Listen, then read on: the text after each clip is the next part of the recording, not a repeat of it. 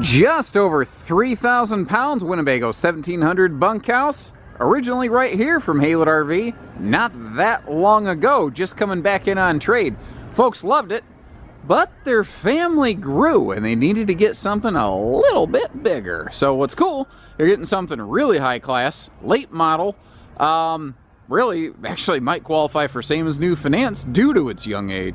And despite having just a 7-foot wide body, which makes this thing narrow, lightweight, easy towing, not so intimidating behind your vehicle, it doesn't really feel terribly small due to the really light interior tones that we have going on here. That front bed lifts up, you can get to all of the storage under the bed, which is pretty nice. And it's actually on a couple gas struts, so getting under it is just that easy. There is no physical wrestling involved.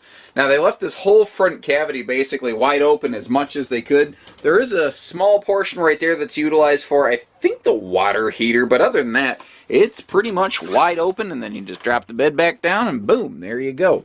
All of our seating and everything looks pretty decent. Doesn't look like it's been all worn out. People haven't left sweat stains all over it or anything. All the original owner's manuals present and accounted for right there. I've noticed all the remotes are all present and accounted for as well.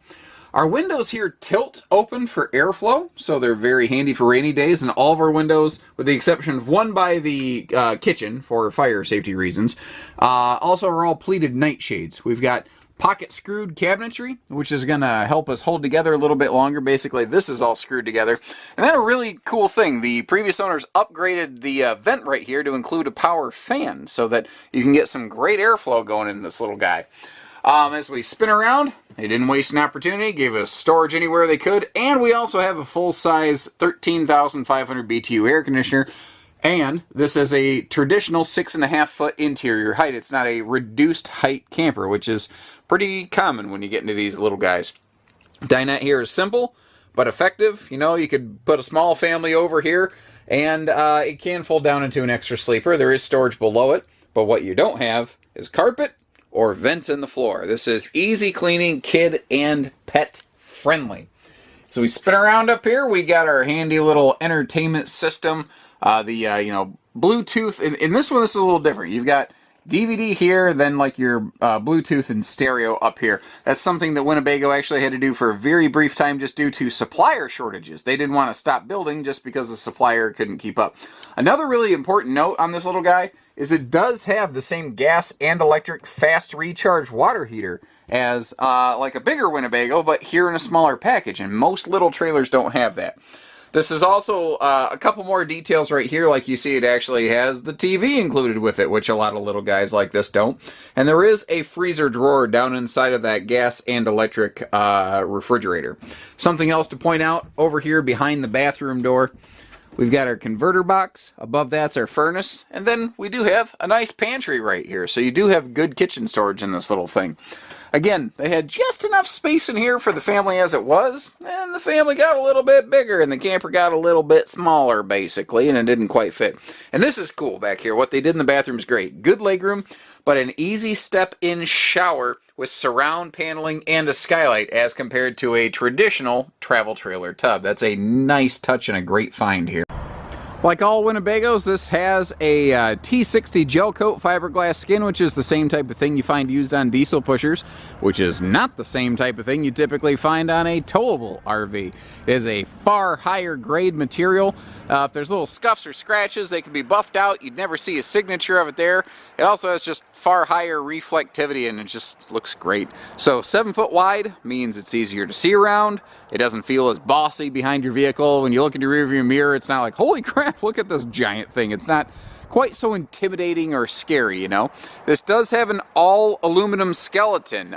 We've got, laminated walls, 5/8 flooring, 3/8 roof decking. You can walk all over the roof. Actually, it's got a ladder on the back. We'll probably do that before we're done here.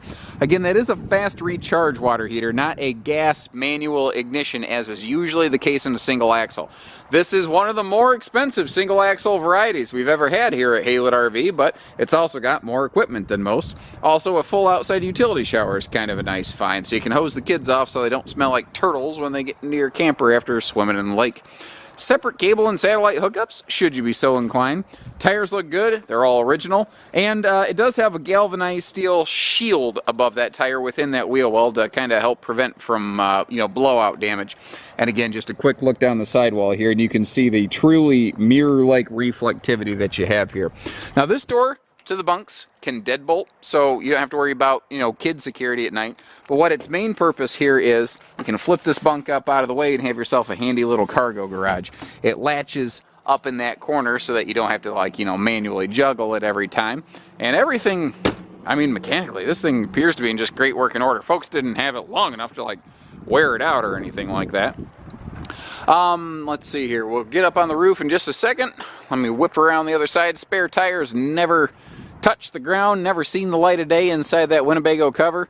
Push button power awning with LED lighting, and we do have outside TV hookups as well. This also has both a black tank flush as well as a gas grill quick connect. Oh, it also has a massive front pass-through. We looked at it inside, but I'd be remiss in my duties if we didn't peek at it down here. What's nice is you have a large compartment access door on both sides of the pass-through, so getting in and out of here is simple, whether it's inside, outside, upside down. And this also has a different kind of chassis. This is on a Z frame, not an I-beam. It is lighter, but stronger.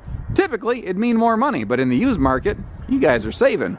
Everything up here looks pretty good and factory original, though you will see a significantly different color sealant up on that front vent. When they upgraded to that full-on vent fan, you actually replaced the entire vent housing. So you naturally have to replace the sealant that goes around that as well. But they did it, and it looks good. I don't see any problems up here. Looks the way it's supposed to. So, like I said, you might get same as new financing on something due to this thing's young age. Obviously, that's in the banker's hands, but there's no reason that shouldn't be possible. So, new or used, big or small, we got them all. Take care, stay safe, have fun, and happy camping, everyone.